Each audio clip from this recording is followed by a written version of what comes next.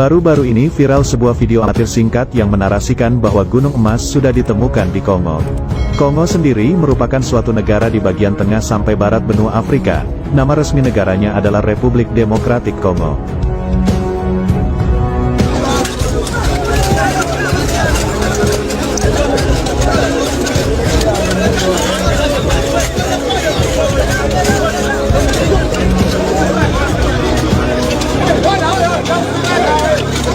Kaum muslimin, di sini juga kita menyaksikan apa dikatakan Rasulullah Sallallahu Alaihi Wasallam, Efrat mengering di negeri Irak.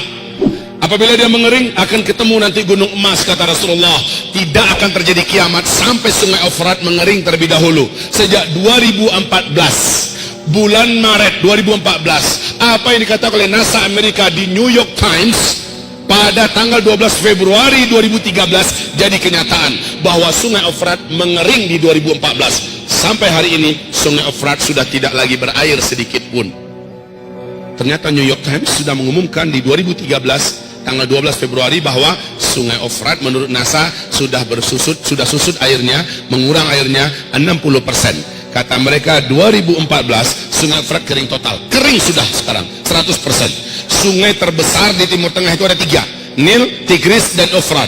Dan Efrat itu induknya atau sumber kepalanya adalah di Turki, lehernya di Syria, bodinya di Irak, ekornya di Iran. Sungai ini sekarang sudah tidak bisa lagi dinikmati oleh umat manusia di negeri Irak. Kaum muslimin yang kami muliakan, Masya Allah.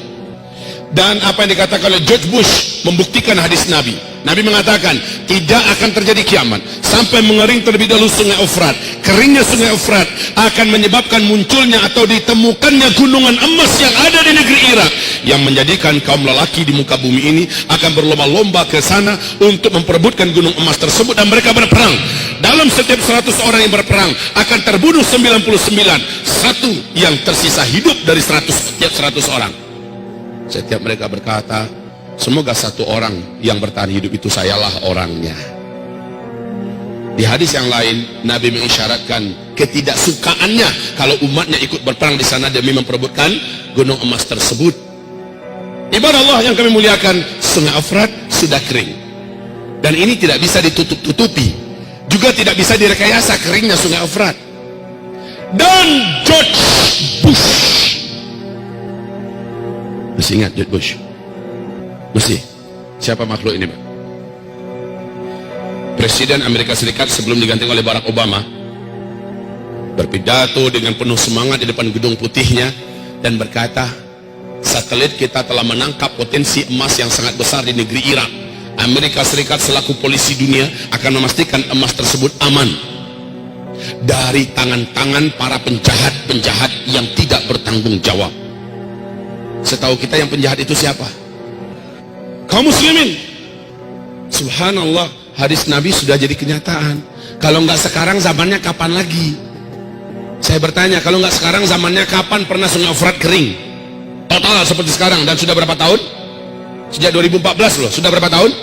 Kalau keringnya cuma sebulan 2 bulan, bisa jadi dia mengalir lagi. Nah ini sampai sekarang kering.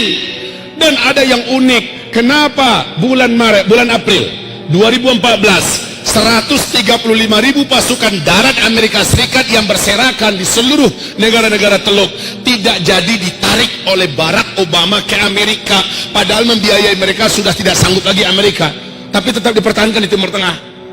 Kenapa setelah Donald Trump? Setelah Donald Trump naik, kenapa Amerika hari ini dengan keadaan kondisi ekonomi yang sangat parah menambah budget militer dan budget perang mereka? Ya, dan ini menjadikan mereka negara yang terparah lilitan utangnya. Nah, kaum muslimin, kenapa di zaman Donald Trump memperbanyak memasukkan tentara hari ini ke Irak?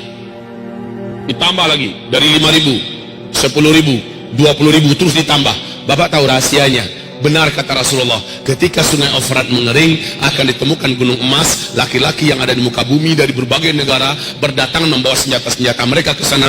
Perang besar akan terjadi memperebutkan gunung emas itu. Sedangkan Freeport kita saja, emas Freeport kita saja sudah akan menjadikan 2 negara besar ini, Amerika dan China, siap saling pesta perang, dan itu di tanah air kita. negeri kita jadi tempat perang. Nah itu hanya Freeport. Bagaimana dengan gunung emas yang ada di Irak? Seluruh dunia kan? Dan nanti kamu akan terbelah menjadi dua belahan besar di akhir zaman, kata Nabi. Blok timur, blok barat. Kamu akan berdamai dengan blok barat. Diajak damai oleh mereka. Lalu kamu menyatukan kekuatan dengan blok barat. Kamu akan berperang memerangi musuh bersama di blok timur. Allah akan kalahkan mereka di tangan kamu, kata Rasulullah sallallahu alaihi wasallam. Lalu barat ketika itu berkata di Syria, di Damaskus, sambil mengibar-ibarkan benderanya, kemenangan ini adalah kemenangan kaum salib. Padahal mereka kolaborasi dengan dunia Islam, tapi mereka mengumumkan kemenangan adalah kemenangan salib.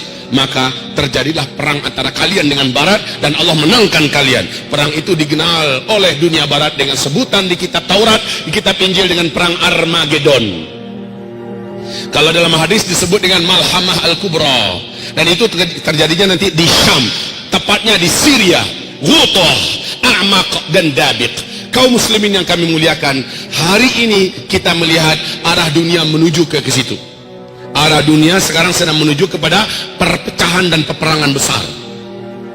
Ada nggak masuk ke bapak masing-masing, ke ibu-ibu di Androidnya, tentang pidato terakhir Donald Trump yang akan melakukan kunjungan perdamaian, kunjungan damai ke Arab Saudi, ke negeri Arab lainnya. Mereka adalah sekutu kami di dunia timur. Kita akan membuatkan kekuatan kita menjadi kembali nyata, bla bla bla bla. Inilah kunjungan terindah yang pernah ada sepanjang sejarah Amerika, kata Donald Trump. Ada dengar nggak? Ada dengar nggak? Padahal sebelum dia naik, apa ancamannya dengan dunia Islam? Apa ancamannya kepada dunia Islam si Donald ini? Dan ancaman itu dia buktikan, Pak. Baru saja dia naik, sudah mulai dilakukan ini. Bahkan ada masjid di Amerika yang diratakan dengan tanah. Sudah mulai. Kemudian bagaimana ancaman-ancamannya dia wujudkan. Dan sekarang dia melihat bagaimana harus bersatu dengan dunia Arab atau dunia Islam.